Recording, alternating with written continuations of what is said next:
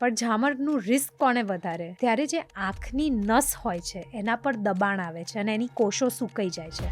બધા પશુ પક્ષીનું એક રીત હોય છે જોવાની.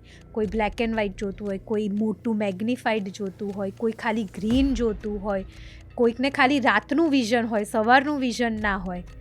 એટલે બધાને જોવાની જે બધી પ્રકૃતિ છે બધી અલગ અલગ છે. જે ઉપાય લોકો કરતા હોય છે વધારે પ્રચલિત છે ને વધારે તો સોશિયલ મીડિયા પર આવતું હોય છે, એ છે શીર્ષાસન કરવું, લોન પર ચાલવું અને ત્રાટક કરવું. આ ત્રણમાંથી અક્ષીર શું છે? 90% ઘરગથ્થુ ઉપચાર આંખને નુકસાન જ કરે છે. એક પ્રશ્ન ઘણા બધા માતા પિતાને હોય છે, ઘણા બધા લોકોને હોય છે કે કોની દ્રષ્ટિ પાછી આવી શકે? તમે કોઈ પણ હોસ્પિટલમાં તમારી નજીકમાં રજિસ્ટ્રેશન કરાવી શકો છો. ઓકે. પણ અને એ હોસ્પિટલ આઈ બેંકમાંથી કીકી લઈને તમારામાં ટ્રાન્સપ્લાન્ટ કરાવી શકતા હોઈએ છે. બરાબર. પણ અનફોર્ચ્યુનેટલી વેઇટિંગ લિસ્ટ એટલું લાંબુ છે. About 14 lakh people are in waiting list for corneal transplant.